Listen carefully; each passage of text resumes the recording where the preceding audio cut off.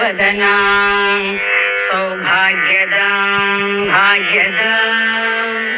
हस्ताभ्याम् अभयप्रदां मणिगणैर्नानाविधैर्भूषितां भक्ताभीष्टफलप्रदां हरिहर ब्रह्मादिभिः सेवितां पार्श्वे पङ्कजशङ्खपद्मनिधिभिः युक्तां सदा शक्तिभिः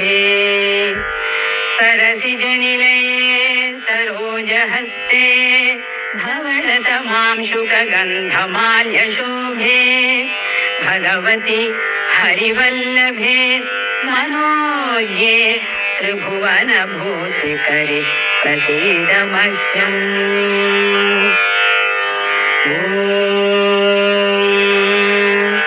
प्रकृतिं विकृतिं विद्यां सर्वभूतहितप्रदां श्रद्धां विभूतिं सुरभिं नमामि परमात्मिकां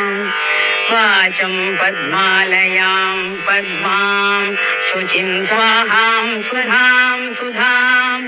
धन्यां हिरण्मयीं लक्ष्मीं नित्यपुष्टां विभावरीम्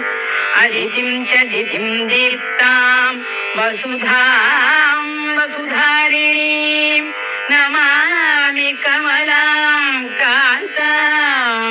कामाक्षीं क्रोधसम्भवाम् अनुग्रहपरां बुद्धिम् अनघां हरिवल्लभाम् अशोकाम् अमृतां दीप्तां लोकशोकविनाशिनीं नमामि धर्मनिलयां करुणां लोकमातरम् पद्मप्रियां पद्महस्तां पद्माक्षीं पद्मसुन्दरीं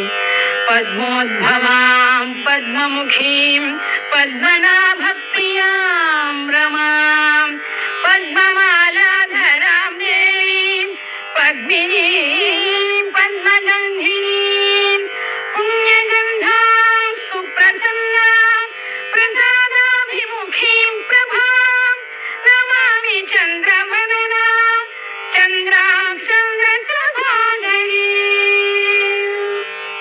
चतुर्भुजां चन्द्ररूपां इन्दिरां इन्दुशीतलां आह्लादजननीं पुष्टिं शिवां शिवकरीं सतीं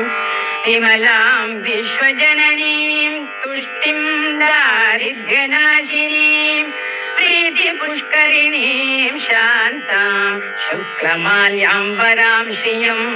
भास्करीं बिल्वनिलयां वरारोहां यशस्विनीं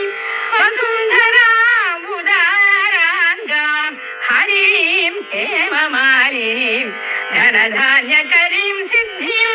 श्रेयसौम्यां शुभप्रदां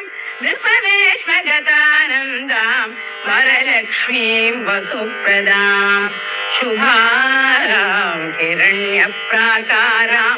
समुद्रतनयां जयां नमामि मङ्गलां देवीं विष्णुवक्षस्थलस्थितां विष्णुपत्नीं प्रसन्नाक्षीं नारायणसमाश्रितां दारिद्र्यध्वंसिनीं देवीं सर्वोपद्रववारिणीं नवदुर्गां महाकालीं ब्रह्मविष्णुशिवात्मिकां त्रिकालज्ञानसम्पन्नां नमामि भुवनेश्वरीं लक्ष्मीं क्षीरसमुद्रराजतनयां श्रीरङ्गधायेश्वरीं दासीभूतसमस्तदेववनितां लोकैकदीपाङ्कुरां